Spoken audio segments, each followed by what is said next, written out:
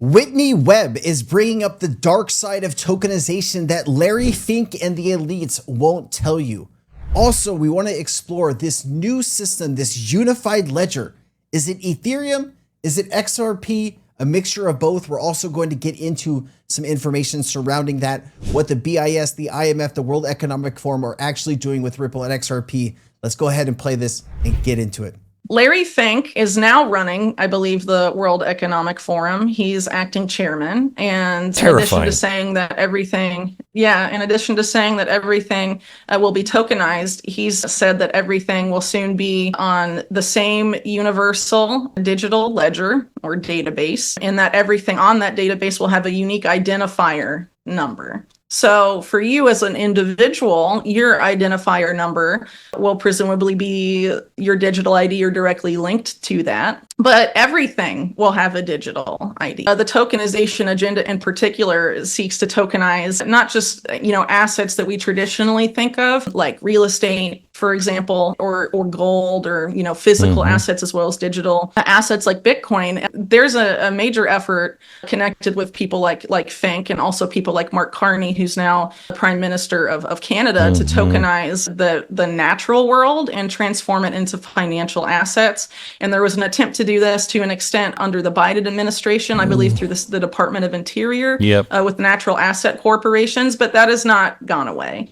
And there are groups, for example, one of the creators of the ETF model originally, which BlackRock now owns, iShares. His name is Peter Kenez, I think is how you pronounce it. He's trying to turn the Amazon rainforest into a digital commodity, sort of similar to Bitcoin in terms of like the scarcity idea that, each hectare of the Amazon rainforest would represent, a token, and then financialize it that way. And then each hectare would then have its unique identifier, right, on the blockchain, and would be, serviced by surveillance drones and all sorts of stuff. So even our most natural, the places we conceptualize as the most natural places on Earth, these people want to come in, place surveillance technology and, tokenize it and put it on a blockchain. And really quickly, it gets a little scary when we start talking about something like this, right? Tokenizing the rainforest and maybe selling off shares of it to people. Like, there is a plan at play here. And a lot of us, we're not involved in that plan. And the only way we can get out of the current system that we are in, this debt system, is to figure out what these elites are going to use to tokenize all this value, where this value is going to wind up. That is what we want to hold. And certain assets like Ethereum, like XRP, like Solana, those are going to be the base layers of this entire tokenization financial system, right? We don't know what their plans are, but we have a good understanding of what they're saying currently. And I'm going to play some of those clips for you after this and where we think this is all going. And you need to plan accordingly right now, because they have been planning for years. Use it to, I would argue in the case particularly of natural asset corporations and the group behind it, the Intrinsic Exchange Group, they just want to open up a huge new asset class. They call it nature's opportunity, so that they can continue engaging in the same type of bad behavior that, for example, brought us the 2008 financial crisis by, quintupling basically the amount of assets currently in play. It's I had a very insane. I had a guy who worked very, very, very high up at Citibank, and he told me around 2008. He said, "Glenn, don't worry about the financial system." And I'm like, and he said, "We're never going to go broke. I mean, do you know how much just the national parks are worth?" And I looked at him and said, "Are you seriously telling me that we should commoditize the national parks?" And he said, "It's going to happen." And I wonder now if this is what he was talking about, if it was just a digital, not actually selling them, it's just a digital commoditization of our parks.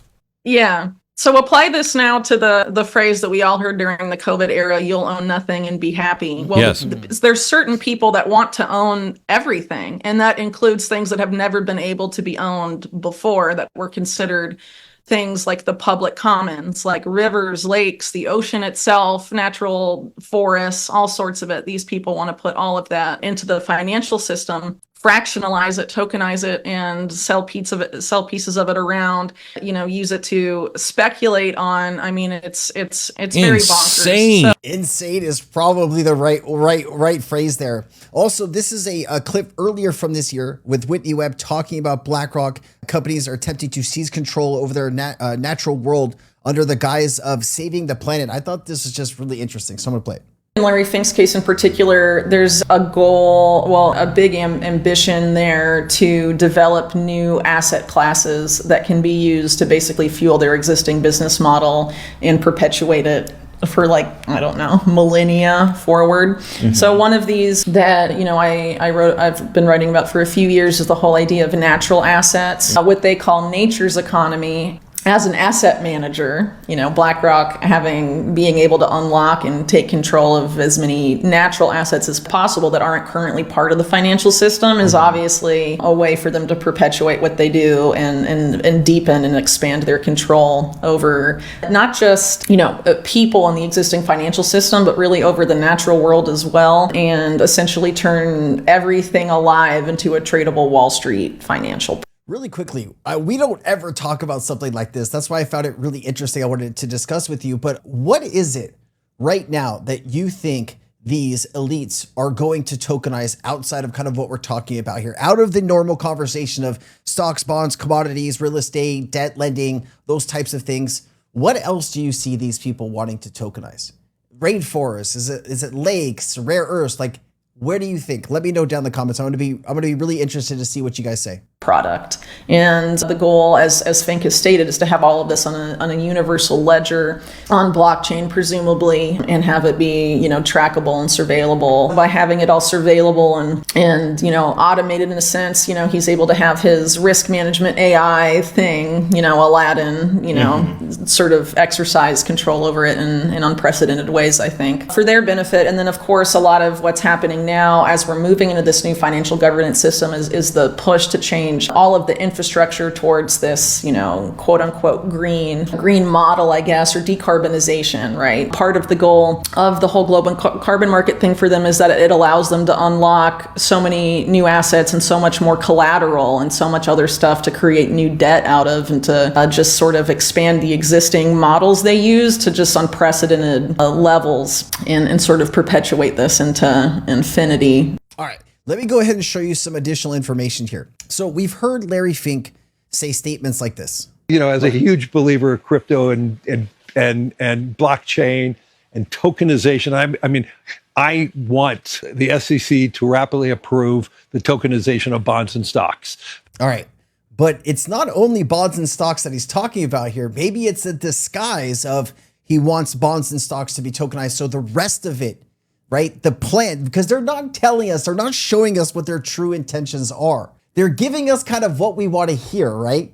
Oh, the tokenization is the future. Commodities, stocks, bonds, yes.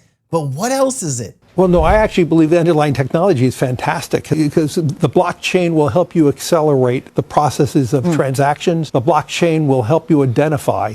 Let's be clear. If you have a pure blockchain and you have knowledge of who the buyers and sellers are, we could then, we don't need custodians anymore. Okay. We don't need custodians anymore, right? And then you also have this clip here. Let me play this one. This was the most recent clip we had just a few days ago. I do believe we're just at the beginning of the tokenization of all assets, from real estate to equities to bonds across the board. There's $4.1 trillion of money sitting globally in digital wallets. A lot of that money is outside the United States. If we could tokenize a ETF, digitize that ETF, we could have investors who are just beginning to, invest in markets through, let's say, crypto. They're investing in it, but now we could get them into the more traditional long-term retirement products. Remember, the biggest problem that these institutions have right now is younger people are more connected to crypto and blockchain than they are traditional markets. And when you're seeing this $80 trillion handover for money from the current generation to the younger generation over the next few decades, that is going to play a major role of who invests money and where. And if people are used to the blockchain, they're going to want to put their money where they feel most comfortable. And Larry Fink understands that, he sees that. And this is also why BlackRock and these other institutions are now going headfirst into the crypto space, because without it, where are they going to be? So we look at that as the next wave of opportunity for BlackRock over the next tens of years,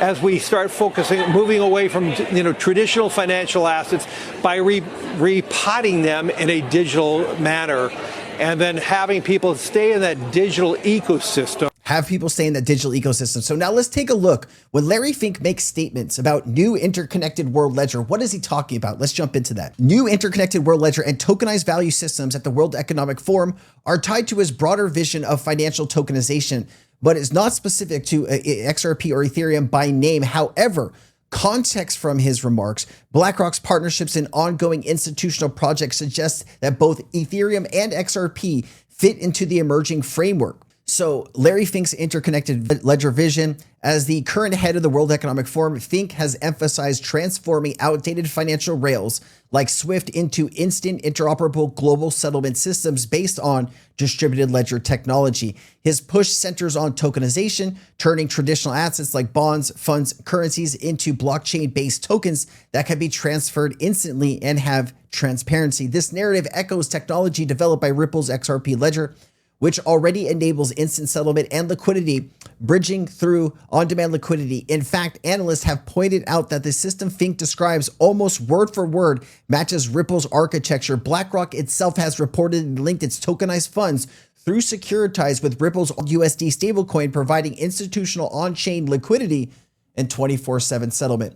Ethereum's relationship to central banks here. Ethereum, meanwhile, is already being used in a regulated pilot programs in institutional finance, especially for tokenized securities and central bank linked tests. Examples include Project Enbridge, a multi-CBDC network supported by the BIS and multiple central banks, Ethereum virtual machine compatible. The European Investment Bank has issued digital bonds on Ethereum with banks like Goldman Sachs, and Consensus CBDC framework endorsed by central banks calls Ethereum the most production-ready blockchain for CBDCs. Now, it's going to be very interesting to see who in fact is trusted, or is it going to be a mixture of all of these different things rolled into one? I would imagine it'll be a mixture. Ethereum is increasingly framed as institutional sources as global settlement layer, or world ledger supporting 5 trillion in annual stablecoin transfers, 8.3 billion in tokenized real world assets.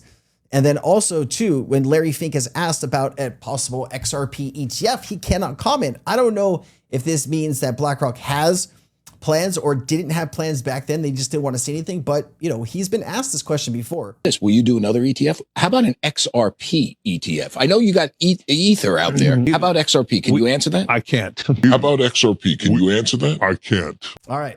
And then also you did see those connections I was talking to you about: BlackRock, Securitize, RLUSD, and all of this stuff is starting to be interconnected. How deep do these connections actually go? And are there more announcements in the days to come? I believe we are just now scratching the surface of what this is actually going to be. And over the next 6 to 12 to 24 months, true adoption is going to take shape here. And if you don't own the assets that this value is going to be transacted on, well, sounds like you're not going to be able to own anything.